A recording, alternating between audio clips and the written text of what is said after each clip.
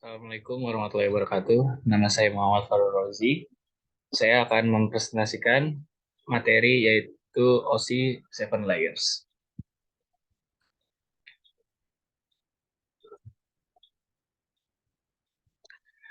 Di PPT ini akan terdapat pembahasan mengenai pengertian OSI, lalu ada macam-macam layers dan fungsinya.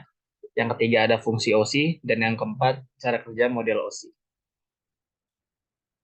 Sebelum itu, kenalan dulu yang namanya OSI. Apa itu OSI? Model OSI adalah Open System Interconnection yang diciptakan oleh International Organization for Standardization atau ISO yang menyediakan kerangka logika terstruktur bagaimana proses komunikasi data berinteraksi melalui jaringan.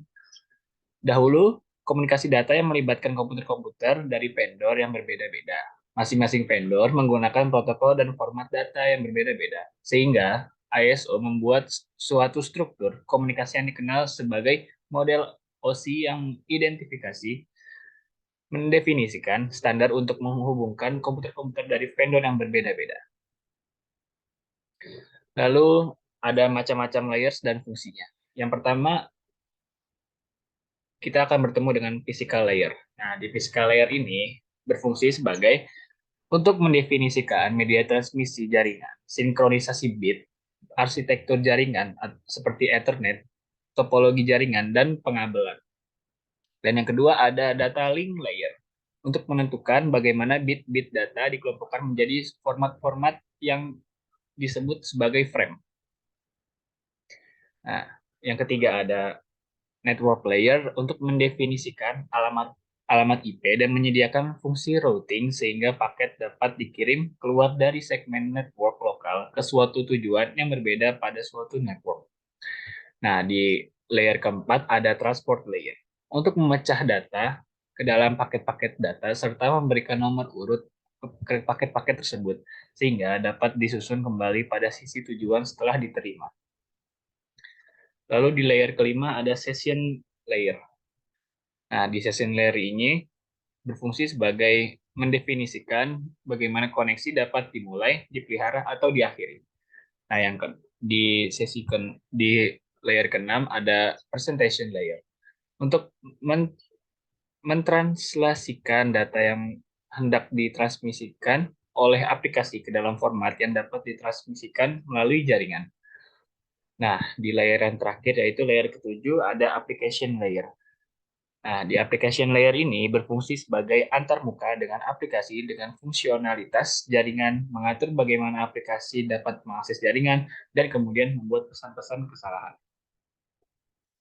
Lanjut, kita akan ke fungsi OSI. Nah, di fungsi OSI ini, kita akan bertemu yang pertama, physical OSI. Menentukan tegangan, kecepatan, besaran fisik, dan mengalirkan bit-bit antar device. Nah, yang kedua ada data link, menyediakan akses ke media menggunakan MAC address dan melakukan error detection. Yang ketiga ada network, menyediakan logical addressing dan menentukan route menuju tujuan. Yang keempat ada transport, menyediakan reliable and unreliable delivery dan mengecek error connection sebelum transmisi data. Yang kelima ada session, yaitu untuk memisahkan data dari berbagai aplikasi. Dan yang keenam ada presentation, menyediakan data dan menangani proses seperti enskripsi data. Dan yang terakhir ada aplikasi, yaitu untuk menyediakan user interface.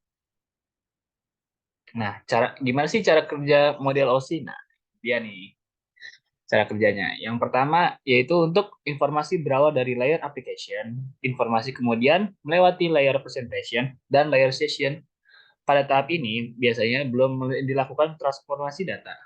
Informasi yang melalui ketiga layer ini disebut PDU, yaitu protokol data unit atau data saja.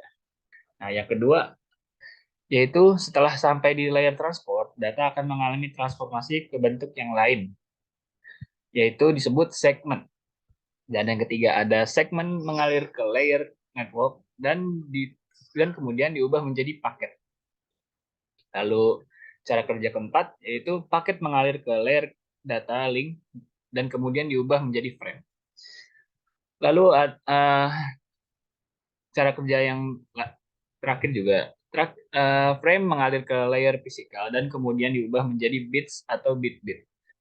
Nah, cara kerja yang terakhir yaitu pada layer ini bit-bit diubah menjadi besaran fisik seperti arus listrik, gelombang elektromagnetik, dan sebagainya.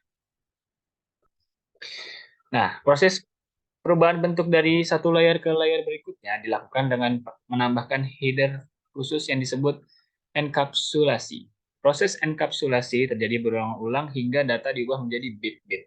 Kemudian bit-bit ini dikirim ke host target melalui media jaringan. Setelah informasi berupa bit-bit sampai di host target, maka proses kebalikannya, yaitu melepas header N satu persatu dari layer terbawah hingga ke layer yang paling atas akan dilakukan. Proses melepas header ini disebut deenkapsulasi. Oke, terima kasih.